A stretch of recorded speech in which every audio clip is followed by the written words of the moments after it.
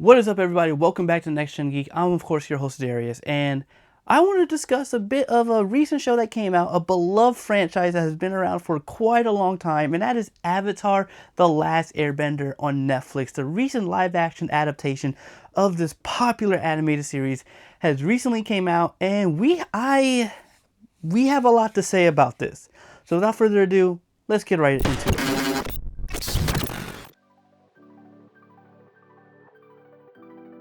Avatar The Last Airbender on Netflix has recently come out with really some mixed reviews, and for me, I personally got to start in live action in Avatar The Last Airbender when I was a lot younger, but it may not be what you think. I actually got, unfortunately, known about this when it came to the live action movie by M. Night Shyamalan. And I remember when I was younger, I was not too fond of that movie either. Then I watched the animated show, and I fell in love with the animated show, and I'm like, what did they do? Whoa, God! So that was an experience for me, at the very least, when it came to Avatar The Last Airbender. And ever since then, obviously, we know Legend of Korra has come out, and that also received some really good reviews. And now we have this live-action adaptation. And I gotta say, when it was first announced that they were doing a live-action adaptation, I was a bit hesitant. But then we found out that the creators of the show are actually on board to create this. And that's when I had a bit more hope into this franchise and into the adaptation of this. Because hearing that the actual creators of the show were actually involved with the creation got me really excited. And I was really looking forward to seeing how they're going to craft the adaptation in such a way. And then, a few years later, we find out they left the project due to creative differences. And this video is going to be discussing the good and bad of the live action adaptation and whether it is worth a watch. I just want to start off with some of the characters with the show. We obviously follow young Airbender Aang as he kind of grows into his own as the Last Airbender, but also not just the Last Airbender, but the Avatar, who is meant to be the bridge and the Avatar of being amongst peace amongst all the nations and bring peace after the Fire Lord Nation has apparently really kind of conquered the world. And so some of the characters, obviously we follow Aang, we follow Katara, we follow Sokka, Zuko. They're all in this. Obviously we don't have Toph yet because that's really going to be ideally in season 2, but those are the characters that we know. And of course, Zuko's uncle, Iroh.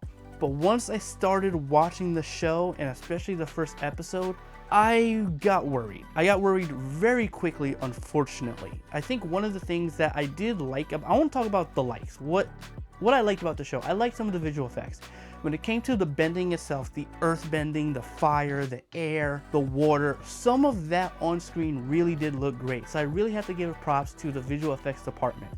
Appa looks amazing. Momo looks great. And I like that they sparsely used them really as almost transportation, especially for Appa, which it makes sense, at least for me, considering the episode count as well. Visual effects I did like when it came to the bending of the powers. I liked the martial arts that they used to kind of imbue it within each of the different cultures. I did like how the waterbending tribe were really reminiscent of indigenous culture, Native American culture, and amongst those lines. So there were a lot of things about this that I did like. Like I said, the visual effects were great. Production design, I think, when it came to certain set pieces, looked really good. And then there are moments where the visual effects, you can kind of tell it just looked flat. You could kind of tell during certain coverages of dialogue between Aang, Katara, any other characters that it just looked off. It looked plastered on. But again, I don't want to rave too much about the visual effects. It's really about the story and the character and how did they do that within an 8-episode count. And I think they did it pretty decently. I don't think it is a full one-to-one adaptation. Obviously, you can't put in the fillers or whatever. But as far as just the story-wise and how it progressed, it was very plot-driven. That's a good thing. It's good that you want to have a show that is a bit plot-driven. It is good that you want to have shows that really pick up, especially if you have to see each episode to understand the story. But it's also its own fault because at the same time, as we're progressing through the story, we really don't get a lot of moments between the Avatar family of them bonding, of them feeling like a family. It definitely did not feel as smooth of a transition as I would have liked.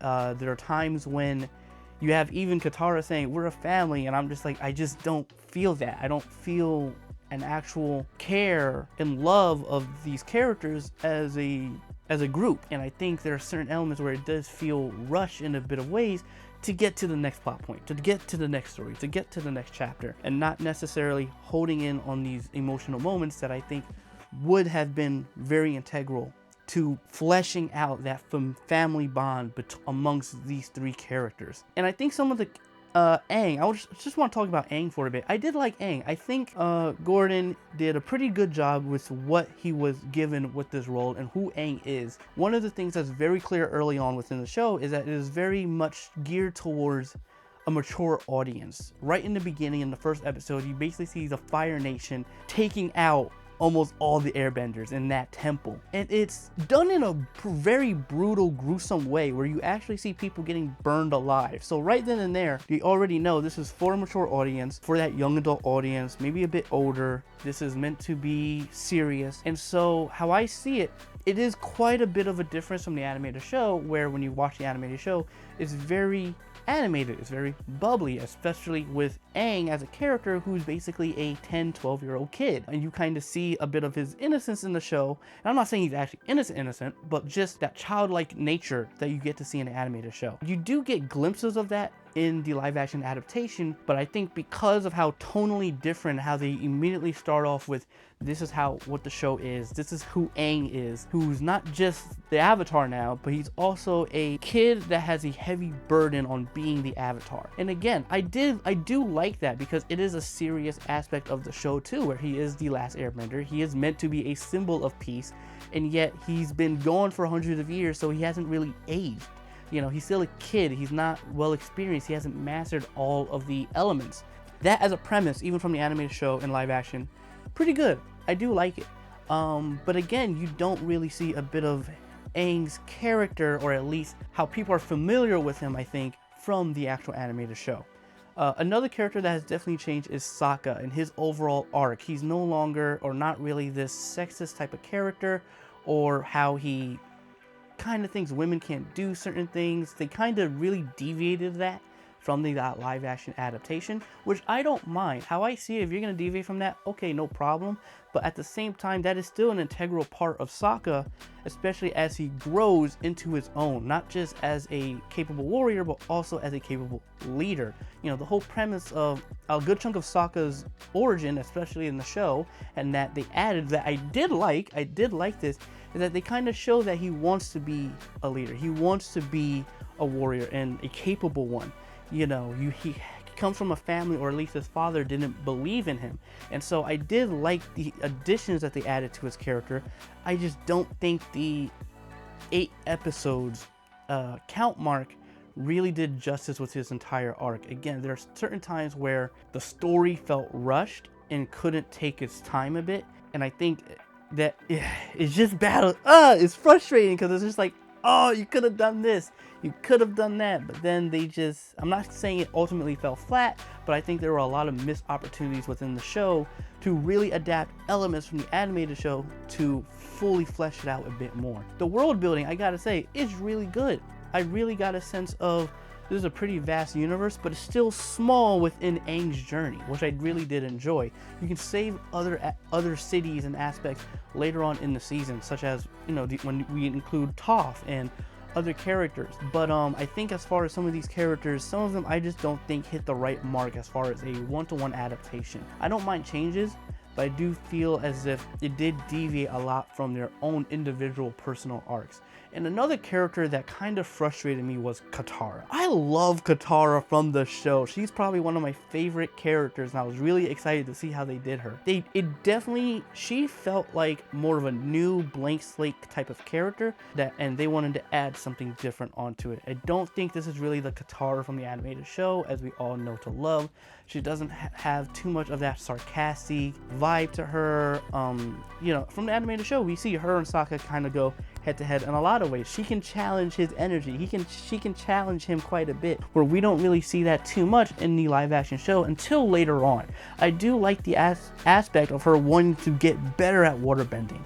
But again, this goes into the 8 episode count and what they chose to bring into live action. We don't really see her too much trying to learn or train on her own. You see it early on in a bit of Gotcha, bitch!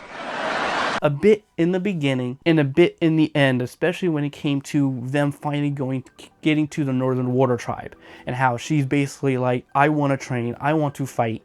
And I feel like we should have gotten more of that throughout the show, throughout the season, her really testing her abilities. You know, there are certain instances, changes, like I said, even the scroll that she gets with the water bending is now given to her and not very early on from her grandma. Instead of later down the road or from someone else. So, and I don't mind that change. But then how they utilize that knowledge is, I don't think, done in a authentic, fluid way, organic way throughout the show. Again, I think this show is very plot driven and not necessarily too character driven. And I think there are also elements where they definitely told us how they felt and not showed it. There are instances where I'm watching it and I'm just like, you don't need to say that. You don't need to say how you feel, or you don't need to do that. Again, I understand anime, you have those moments, but again, adapting that to live action, that's where I think a lot of work could have been done a bit more into the show. So Katara, I thought, was a pretty big letdown and disappointment. I think and I don't want to fault the actors. I don't necessarily think it's necessarily the actors' fault all the time. This is definitely the creative decisions and choices they've made into how they wanted to adapt and tell this story. Again, there's a lot of good. I love some of the costume design. I love the production design. The visual effects, when it's there, it is freaking there and it looks beautiful. Iroh, I think I like him as a character in this adaptation. I actually like the change to him. I don't have too many complaints about him, other than I love the relationship you see between him and Zuko pretty early on and even throughout the show. They definitely emphasize a lot on that, and I really do appreciate that because it just adds a bit more meat to that relationship, to that dynamic that I think is very beneficial, especially for Zuko as a character and what he goes through later on in Avatar, in the series in general from the animated show, and they're definitely teasing that in live action. Overall, I felt it was a very lackluster show. I thought it was decent at best, but it could have been better, or it had the potential to be better. I don't mind adaptations being condensed. I don't. That's not my issue. My issue is you condense something so much to the point where every episode just felt a bit more too plot driven, and you're not letting the characters breathe in the emotional moments. I think there are aspects in the show, especially early on, when you see Aang basically going back to the temple thinking everyone's there, but then he finds out nobody's there. And I like that you hold onto that. You hold him going into the Avatar state. Some aspects of the show I find frustrating. Some of it goes into the acting. Some of it did feel a bit dry. But again, I don't necessarily think it's the actor's fault. I think they have a lot of potential. Zuko, I think later on you kind of see this guy's capability. And I think he's pretty dang good at playing a bratty kid, essentially, a bratty teenager, because he is that in the animated show. He kind of is that. He wants his honor back. He wants to go back to his dad to be seen in the right way. And you kind of just see how not only he butted heads with his dad, but also really why he kind of got pushed out, why he's on his own, why he's facing the Avatar. There are certain aspects of it where he's kind of learning about the Avatar that I wasn't too keen on. Apparently he had a notebook and he knows a bunch about the Avatar. But I did like that. And the reason why I like that is because that kind of helped Aang, in a sense, get up a level of understanding what being the Avatar is. What are the abilities? Though the notebook did not offer everything for him and he still had to journey out, that is a nice touch. And then another thing was really the Earth Nation, or when we get to the Earth Nation with King Boomy. As we all know King Boomy, we love this guy. He's a big deviation from the animated show. And I am not too fond of that deviation, of him kind of being a bit resentful against Aang to a certain degree. It feels like this show is really trying to, or at least in my opinion, there's a lot of resentment against the Avatar, which is understandable.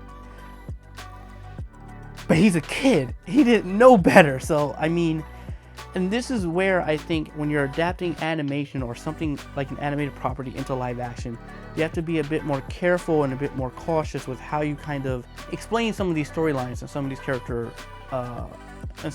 character choices, because it shouldn't be too one-to-one, or at least not one-to-one as in you're watching the same thing. Again, I like how you start off in the live action where you kind of see the ruthlessness of Fire Nation. You kind of see what they're about to do. You kind of see them taking over. You see the actual intensity they can bring to people, and I really did like that. I love Fire Lord. I love the Fire Lord too. Great actor. I think that was a great casting choice, and he did a solid job into portraying who the Fire Lord is, and I really did dig that a lot. But overall, I think the show was just a big disappointment, quite a big deviation, and I think a lot of people are feeling the same way about this show. And again, this is a very beloved IP. You know, it's been around for years, and probably not as long as Star Wars or all these other IPs, but it still has a really special place in a lot of people's hearts, and we still remember the M. Night Shyamalan movie.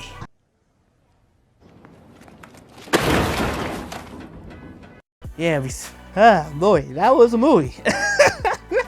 That was a movie. So overall, I think it is a decent watch. Not the best. Definitely not one of the best adaptations that Netflix has produced as far as anime to live action. And they kind of don't really have a great track record, at least in my opinion. But you know, I think coming off the high of One Piece is kind of like, okay, can this live up? And I think it kind of shows just the... I don't think we necessarily see the creative differences that the creators had and what they wanted to do and what Netflix wanted to do, but you can kind of see there was a heart put into the show. You definitely see it in the first episode. You definitely see it across the episodes. Character design, again, costume design, production design. You see the effort, but as far as just the writing of the story and some of these characters, I just don't think it's there, especially with the tone that they're going for the show. One of the things I love about the animated show is that it was very balanced of not just it's a kid's show, but also mature themes about becoming your own, getting yourself out of the shadow, wanting to be a bit more independent, and learn and be better as an individual, be a better fighter, a better bender, all of this. And yet the show, in my opinion, just didn't leave these characters really enough room to grow or enough room to really hold in onto some of the emotional aspects of the show, in my honest opinion. I did like that we got to see the airbending nation very early on instead of sprinkled throughout, because we automatically can connect to Aang to a certain level. We see what he's witnessing, especially early on, and what happened and what transpired, especially with the Fire Nation kind of wiping them all out.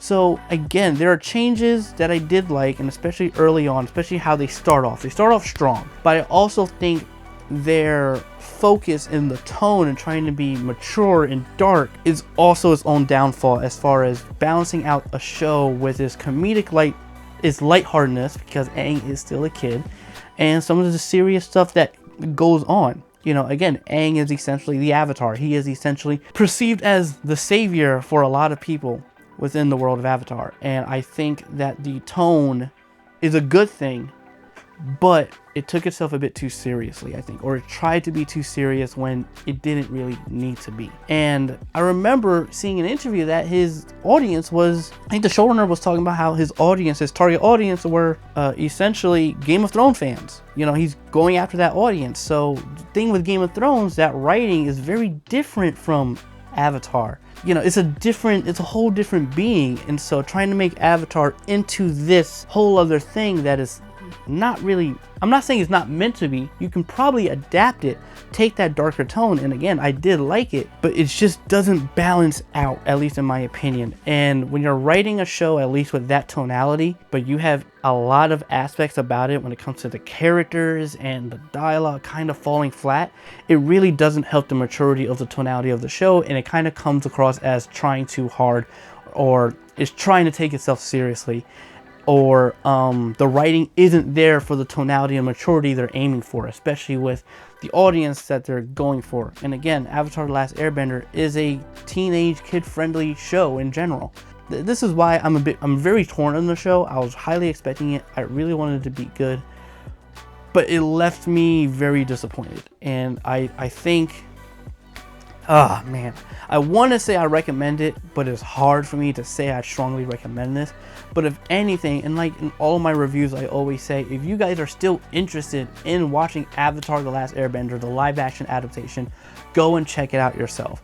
Do I honestly recommend this, especially if you're an Avatar fan and you're trying to, if you want something better than M. Night Shyamalan one, then I do think that is it. But to a certain degree, only as so much you can get to. And then there's other aspects that's just, like, I understand what you're trying to do, but it's just not working for me, and it kind of feels like is taking itself too seriously instead of just trying to tell the story that needs to be told. But those are my overall thoughts on Avatar The Last Airbender by Netflix. If you guys have seen it, what did you think? Let me know in the comments down below. I genuinely want to know your thoughts. Did you like it? Did you think it's as bad as other people are making it out to be? Do you think it's worse than M. Night Shyamalan? Because I have been hearing those. And I don't know I'll go that far. I don't know if I'll go that far, but I have been hearing those type of comments. But yeah, let me know what you guys think in the comments down below, and I'll see you guys in the next video.